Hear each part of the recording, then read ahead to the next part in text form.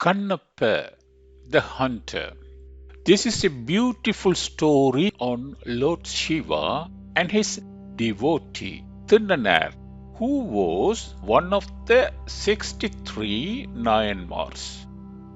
Many years ago, there was a mountainous region called Pottappi in southern India. There were a lot of hillocks that were covered by forest trees in this mountainous region, which seemed to reach out to the skies. In the middle of this region was a village called Udupur, where hunters lived with their families.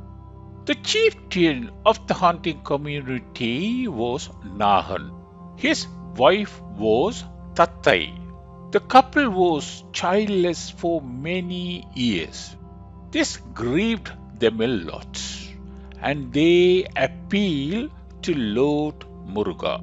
The graceful god, Lord Muruga, blessed them with a beautiful baby boy.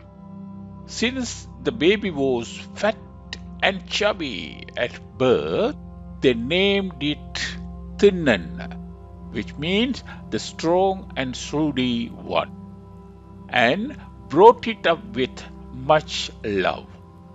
Tinnanar grew up learning all the different forms of art of hunting. He was able to handle the bow and arrow, the sword, the spear, and the knife with equal skill. His father was getting old and was unable to go hunting as in his younger days. So he wanted to make his son Tinnanar, who just turned 16, as the chief of the hunters. He called for the chief priest of hunters, Devarati, and consulted with him. With the blessing and good wishes of Devarati, Tinnanar was made as chieftain. Next morning, Tinnanar set out for his first hunting expedition. He put on the garment made of tiger's skin and armed himself with sword, spear, bow, and arrow. The first hunt was known as the Maiden Hunt. Setting out of the new chieftain on the Maiden Hunt was a cause for celebration among the hunters.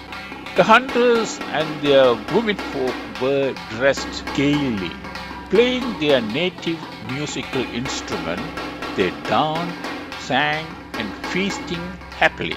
Then Tinnanar started out on his hunting expedition with his close friends, Nanan and Kardan and other Juts. The hunting dogs ran with them close on their heels. The hunters entered the dense forest and hunted all kinds of animals, deer, rabbits, wild boars, some wild birds were too killed for their food. Wild animals like tigers, leopards, foxes, and wolves that harm men were also killed by them. When they were hunting thus, a big fat boar cut through the hunting nets, freed itself, and escaped fast. Tinnanar and his two friends Nanan and Kardan ran chasing after the wild boar. The boar, which ran like lightning, reached a grove that was at the foot of a hill.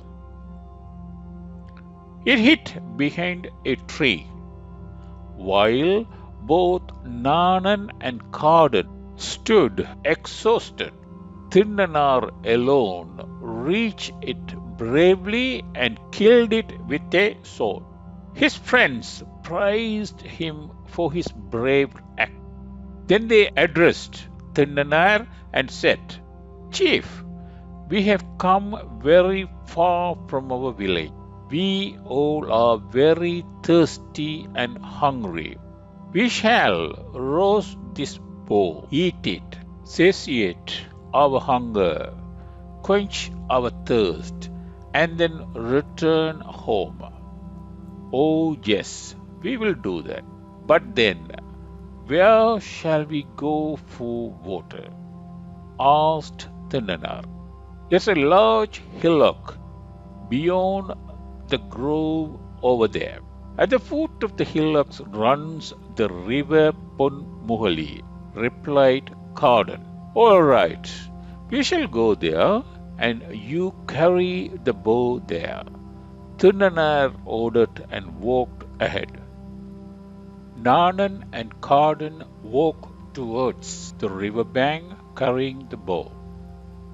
On reaching the bank of river Ponmuhali, they lighted a fire and made preparation to roast the bow.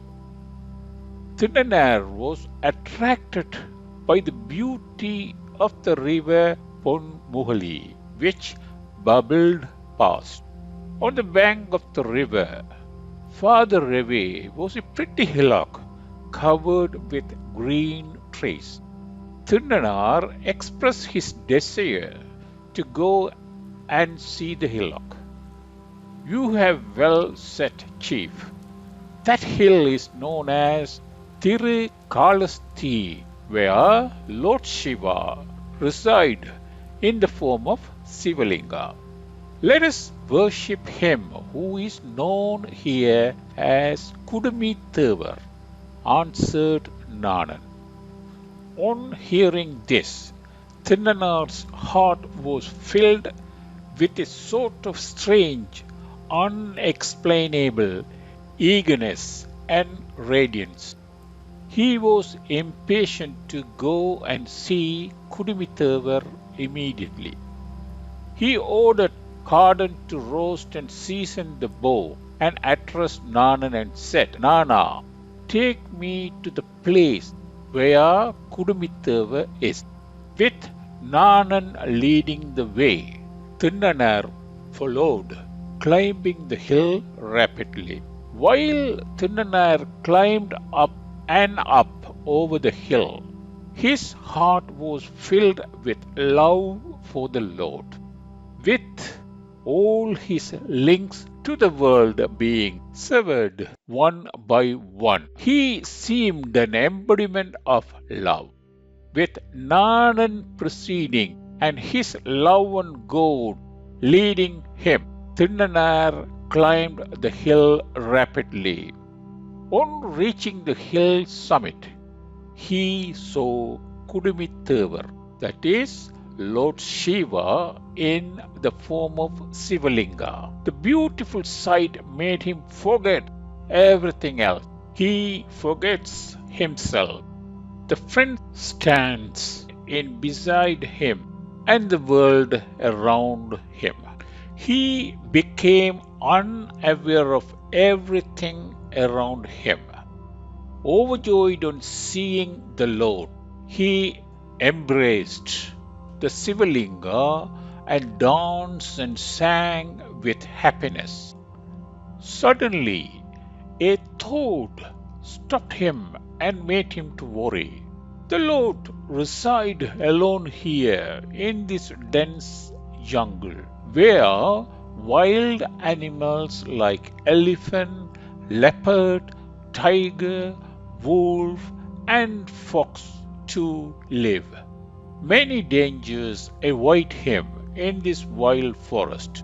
He worries further that the Lord does not seem to have eaten anything. May the Lord be hungry, he wondered. "Nana, come, we shall bring some meat for Kudumithavar," said Nayanar, and started down the hill. He came down to the foot of the hill very reluctantly, unwilling to distance himself from the Lord Kudumithavar.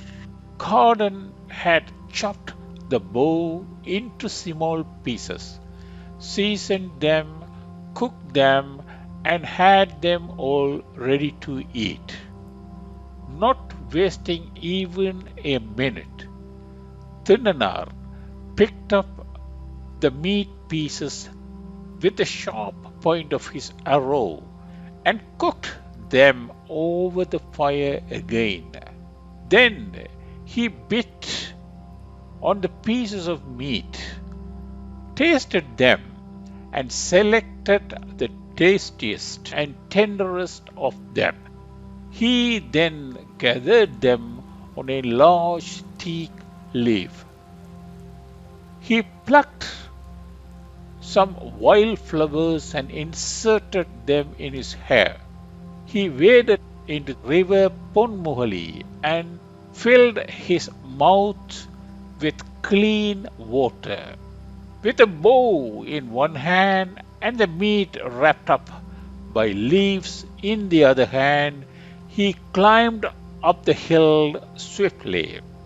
Both Nayanar and Carden, who were watching this strange act of their chief, became very worried, thinking that their chief had gone insane.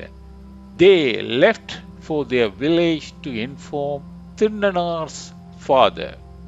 Nayanar, who climbed the hill and reached Kudumithavar's place, was worried that the Lord might be very hungry. He used his footwear-clad feet to remove the flowers that were on the top of the Sivalinga and spat the water that he had brought in his mouth on top of Sivalinga. He took out the flowers that he had inserted in his hair earlier and adorned the Sivalinga. Then, placing the meat that he had brought in front of the Lord and said, "Lord, I brought this meat as I thought you might be hungry. Please do eat it." At that moment, a wondrous incident happened. All the meat on the leaf vanished in a fraction of a second. Lord Shiva was moved by the affectionate gesture of his devotee, who was personification of love. Therefore, he accepted his devotee's offering and consumed the meat with great happiness. Nayanar was overjoyed on seeing this. At the same time, the sun set over the horizon and dusk set in. Nayanar thought that the Kudumithavar would be in danger from the wild animals during the night. He decided to do something about this. So he armed himself with the bow and arrow in one hand and the sword in the other hand and kept guard the whole night, walking side to side and front to behind of Kudumithavar. When the sun rose next morning, Nayanar went down the hill for the hunting in order to bring food for Kudumithavar. After his departure, an Anthana, or Brahmin priest by name Sivakocharya, came to the hill. He used to come there every morning and perform Siva Puja to Kudumithavar according to Agama rules. When he approached the Sivalinga to perform puja as usual, he saw leftover of meat and bones scattered all over the place. The sight pained him. He thought that some senseless hunters must have done these wicked deeds in a holy place like this and praying the god to forgive them. And then he cleaned the area and did the Shiva puja as usual and then left for home. Little later, Nayanar returned hurriedly. He removed the flowers and leaves placed by the priest with his footwear, and as before, spat the water in his mouth over the linga, decorated it with flowers, and fed him with the meat. Then he kept guard over the Lord all through the night. He did not sleep even a wink. 5 days passed like this. The priest Sivakocharya was very much devoted to Lord Shiva. That someone wicked should spoil his puja and litter the sanctuary with meat and bones hurt him very much. He went to sleep very disturbed. Lord Shiva appeared in his dream and said, "My devotee, you need not to worry. The man who performs puja for me with meat and the rest is not an ordinary hunter. He is very much devoted to me. His heart and soul are filled with love and devotion for me. The water he brings in his mouth and spit over me is more holy than the water of river Ganga. When his footwear-clad feet touches me to clean, I feel more joy than when my dear son Muruga kicked me with his tender leg. His loving words are more powerful than the word mantra. Tomorrow morning, after finishing your puja, hide from his view. I will show you the strength and power of his love." Sivakocharya woke up with amazement. He was eager to see the devotee of whom Lord Shiva spoke in his dream. Yet he waited patiently for dawn. Then he got up and went to the hill. He performed the Shiva puja as usual and took cover behind a tree as the Lord had told him to. Lord Shiva wanted the whole world to know the unbound love that Nayanar had for him. On the 6th day, Nayanar came up the hill rapidly as usual with meat, flowers and water. His only thought was that the Lord would have to be fed immediately. When Nayanar approached the Shivalinga, he stood still in shock. The sight he saw made him tremble with grief. Blood was flowing from the right eye of Shivalinga. When he saw this, Nayanar cried aloud with concern, his heart beating faster. He went running towards the Kudumitava and not knowing what to do, he fainted. Then, consoling himself, he got up and went near the Shivalinga. He was furious that some wicked people or animal should have hurt and wounded Kudumitava. Drawing his sword, he ran in all directions looking for the culprits, but there was no one around. He embraced the Shivalinga affectionately and began to weep. "Lord, who did this wicked deed to you? What shall I do now?" he cried. Then he ran nearby and plucked some medicinal leaves and applied them to the bleeding eye. But the bleeding did not stop. Then he remembered a saying that was common among hunters: "Skin can be replaced only by skin." Wasting not even a second, he took out a sharp arrow. He plucked his right eye with the arrow and fixed it on to the bleeding right eye of the Lord. How amazing! The flow of blood stopped. Nayanar was overjoyed. He jumped about in happiness as the affliction of the Lord had been cured. But Nayanar had another test waiting for him. The Lord wanted to test him further, and as a result, blood started flowing from the left eye of the Sivalinga. Nayanar was shocked for a moment to see it, but he did not worry and weep as before, because now he knew the cure for the malady. He decided to pluck his eye and fix it on the Lord's. But there was a small problem. He was left only with one eye, and if he plucked it out, he would be sightless. Then how would he fix the plucked eye in the right place of the Lord? Nayanar thought for a second, and then he found a way. He raised his left leg and placed his foot close to the bleeding eye of the Lord for identification.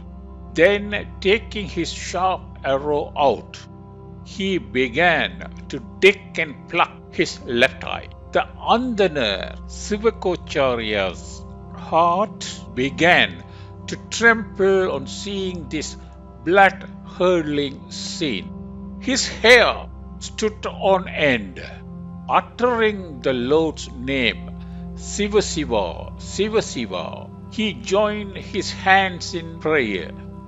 Lord Shiva, who is an emblem of kindness, was moved by Nayanar's act of pure love.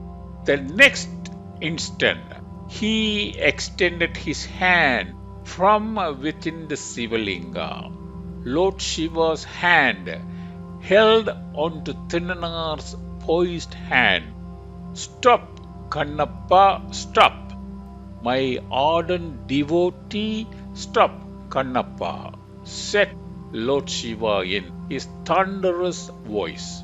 Sivakocharya's body shivered on seeing this rare and wondrous sight.